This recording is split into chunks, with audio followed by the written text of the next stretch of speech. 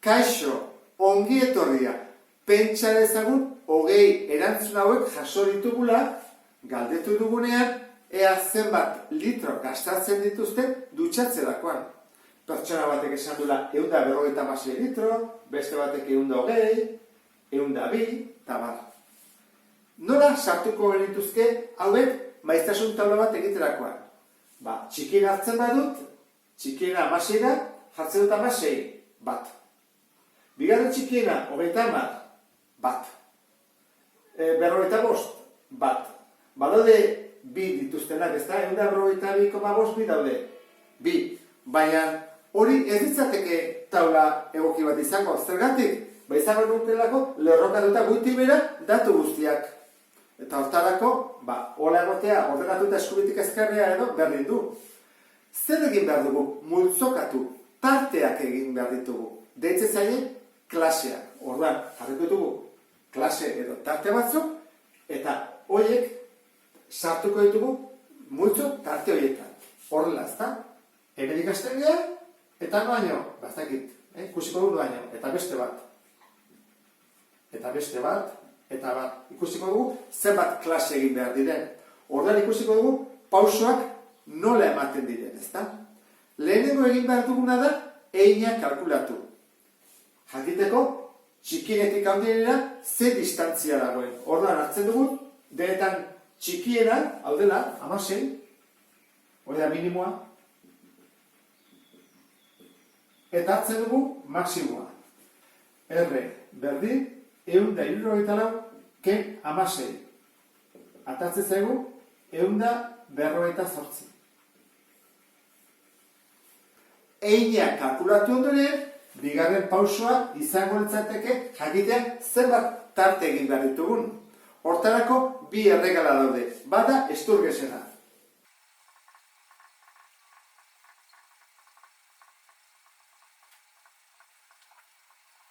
Erabiliena Sturgesen erregala da. Egiten dena da klasea jakiteko, bat gehi 3,72 bider n-ren logaritmoa. Hemen n, datu kopuru osoa zenbat dira 20, egin beharko genuke. N ordezkatu 20kin. Orduan izango litzateke bat gehi 3,72 bider logaritmo 20-rena. Eta ea ze ateatzen den? 5,32. Ez dut aipatu logaritmoaren oinarrian 10 dagoela, Orduan, 5,32 atatzen zaigunean, biribildu egin behar dugu. Jakiteko zenbat klase, zenbat tarte egin behar ditugu. Eta beti biribilduko dugu zenbaki bakoitira. Orduan, 5,32 zen da gertuena 5. Orduan hemen jarriko ditugu 5 klase. Bat, bi, 3, 4, eta 5. 5 klase desberdin. Gertatuko balitzaiguke, atatzen zaigu adibidez 6,21, zenbat tarte jarriko balituzke? 7. Bakoitia gertuena 7 dagoelako. Beste aukera bat da, ez paso dela guarren mailan, eta ez bakizkizu logaritmoak erabiltzen, oso bezala kalkulagailuak, baina, beren du. Jarriko nuke erroketa bat, orduan, jarriko nuke 20-ren erroa. Eta ateatzen zaigu 4,47. Jartzen badugu horrela, 20-rena. Gertuena zein da? Bakoiti gertuena 5. Orduan, baitere, hemen bezala, jarriko dituzke 5 klase. Sturgesen bidetik, edo erroketaren bidetik, askotan emaitza berdin ematen digu. Esaten digu, klasiko buruan zenbaren, beste batzutan ez. Baina, 3. mailan bale bazalde, ez dakizu logaritmoak kalkulatze, orduan egokiago izango litzateke erroketak egitea. Orduan, bigarren pausua kalkulatu dugu 5. Orduan, eina baldin bada 158 eta klase kopurua 5, falta zaiguaren 3. pausua egitea. Eta hori zer da, tarte bakoitzak ze zabalera izan behar duen. Eta hori nola lortzen da, zatiketa bat eginez. 158, zati 5. Goazen egitea 3. pausua. Zatiketa egin dezagun orduan, 158,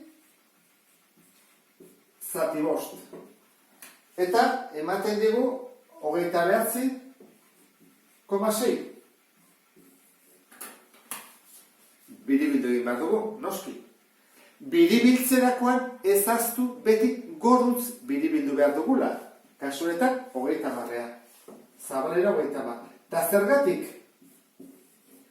Berutz biribiltzen behar dugu, datu bat edo beste, kanpoan geldituko litzatekelako. Orduan, badakigu, zabalera 30-koa dela, 5 tarte egin behar ditugula, orduan, hasi behar dugu, nunbaitetik ez gara. Txikiena, 6, haundien 174, basiko geha, pixka bat beragotik, 15-etik. Orduan, jarriko dugu, 15. Eta esan dugu, zabalera 30-koa dela, 15, gehi 30, 55. Eta horrengoa, 55-etik hasten gera. 30 gehiago, 75. 75-tik 30 gehiago, 105. Ez esartzen, jarriko torreto, 105. 105-etik 135 eta 135-etik 175.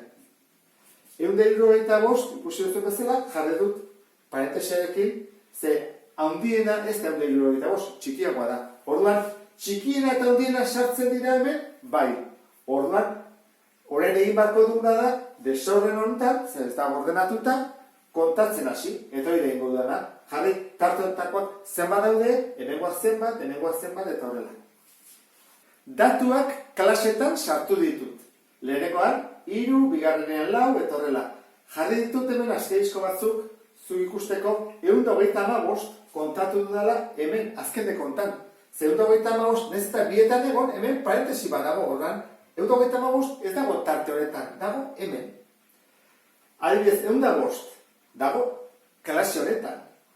45 ez dago hor, hemen kontatu behar da. Hora, nahiko importantea. Orduan, osatu dugu, ez, oraindik ez. Zergatik, beti behar dugu isa eta F. Eta hau, ez da zenbaki bat, behar dugu zenbaki bakarra. Horregatik, pasatuko dut maiztasuna aruntz, 3, 4, 3, 3 eta 7, eta hemen klase marka jarri baritut. Klase marka orain bai izango da isa. Eta nola lortzen da? Batez bestekoa. Orduan, egite ditut, biak batu, 45, gehi 15, zati bi. Hori da, 60 zati bi, 30. Orduan, orain bai hasi gaitezkela lanean. Beti bezala dugu zenbaki bat eta hemen maiztasuna. Orain, batez bestekoa, 45, gehi 65, zati bi, 60. Hau izango da 80, 120, 150. Lortu dugu maiztasun taula bat osatzea. Hemen dugu klase marka, eta hemen bere maiztasuna. Informazioa galdu dugula? Bai. Ze adibidez, hemen jartzen dugu 120, eta 120 horiek zer ordezkatzen dute? Hemengo hiru zenbakiak direla 105, 120 eta 108. Hora guk jokatu berean 108, 5 eta 120 ordezkatzen dugu 120, ezta? Hiru daudela. Eta hortik aurrean jarraitu dezakegu. Amaitzeko aipatu nahi dizut aldagai kuantitatibo diskretoekin ere erabiltzen diela klaseak. Noiz ditugunean hemen sakabanatuta denetik. Eta maiztasunak jartzerakoak atatzen direlako 1 edo 2 edo 3. Eta orduan, kasu horietan ere elkartu egin behar ditugu eta klaseak egin. Ulertu duzulakoan beste bat arte. Agur!